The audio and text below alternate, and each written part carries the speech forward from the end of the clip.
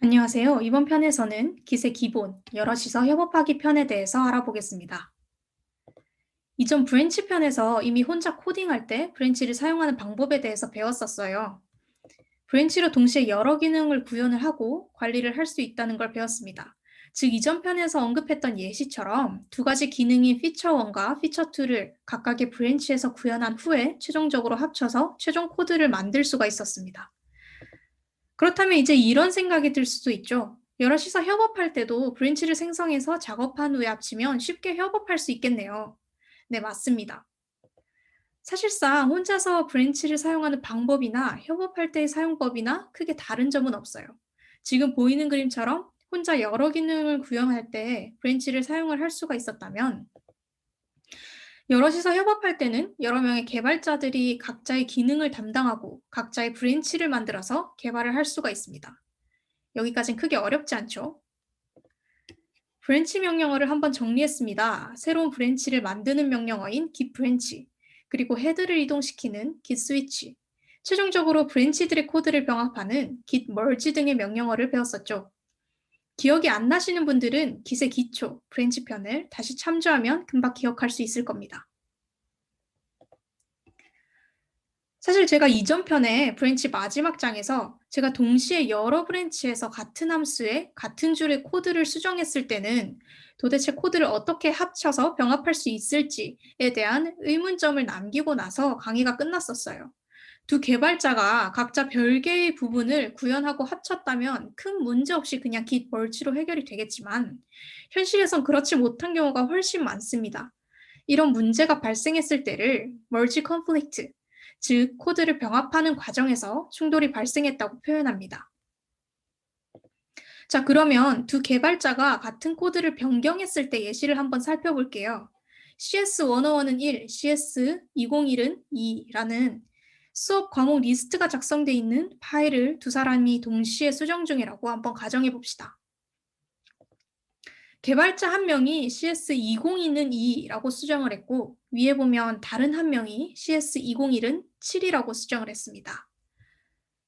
자, 그러면 이 상태에서 git merge 명령어를 사용을 하면 왼쪽 아래처럼 컨플릭이 발생했다고 경고 메시지가 뜹니다. 실제로 git merge 이후에 해당 파일을 열어보면 저런 식으로 git이 작성해서 컨플릭 난 부분이 어디인지를 친절하게 알려주고 있어요. 자, 보시면 메인 브랜치에서는 CS202는 2로 수정을 했고, 지금 아래에 보이는 오른 꺽쇠 옆에 긴 숫자는 fit 브랜치, 즉 다른 개발자 브랜치의 마지막 커밋의 해시 값을 뜻합니다. 즉 fit 브랜치에서는 CS201은 7로 수정을 해서 두 코드를 합치려다 충돌 컨플릭이 일어났다고 알려주고 있는 거예요. 그러면 내가 고친 부분과 상대방이 고친 부분의 코드를 잘 파악한 다음에 이 부분은 직접 여러분이 수정을 해줘서 반영을 해줘야 되는 부분입니다. 그러면 여기서 코드 변경 부분을 모두 반영해서 합쳐봅시다. CS202는 7로 변경을 해주고 필요 없는 꺽스 같은 부분들도 직접 모두 다시 삭제를 해줍니다. 그러면 최종 코드는 지금과 같이 되겠죠? 이걸로 끝이 아닙니다. 아직 기세계는 우리가 이 파일을 최종적으로 merge의 결과물로 반영하고 싶어 하고 알려주지를 않았어요. git add로 수정했던 파일, 예를 들어서 food.py를 git add food.py로 반영을 하고 git commit을 하면 됩니다. 커밋 메시지는 따로 작성을 안 해도 git commit만 쳤을 때 자동적으로 머지를 한다는 메시지를 만들어서 띄워주기 때문에 기본적으로 그 메시지를 그대로 사용을 하셔도 됩니다. 자, 우리가 마지막으로 배워볼 명령어는 fetch라는 명령어인데요. git fetch와 풀이 어떻게 다른지 차이점과 함께 설명해 보겠습니다.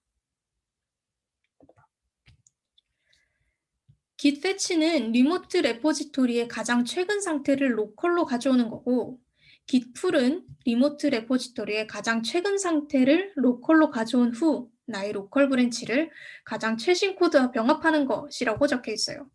이게 말로만 설명하면 저게 무슨 소린가 헷갈릴 수 있으니까 그림으로 한번 살펴볼게요. git fetch를 먼저 살펴보면 이미 개발자 누군가가 자신의 로컬 메인 브랜치에서 작업을 한 다음에 리모트에 git push origin main을 할 경우, 그러면 리모트 브랜치인 origin main이 업데이트가 될 겁니다.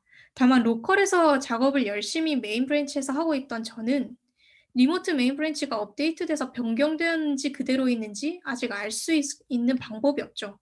이때 깃 패치를 사용을 하면 오리진 메인 리모트 레포지토리에 가장 최신 상태 정보가 업데이트되어서 내 로컬 컴퓨터에 가져올 수가 있어요. 내가 작업 중이던 로컬 메인 브랜치와 헤드는 당연히 그대로입니다.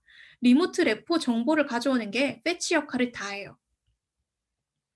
그럼 결국 같은 브랜치에서 작업한 거니까 또 합쳐줘야 되잖아요. 그렇기 때문에 우리는 깃 멀지를 이용을 해서 리모트 브랜치와 내 로컬 브랜치를 합쳐줄 수가 있습니다. 여기까지는 이해가 되시죠?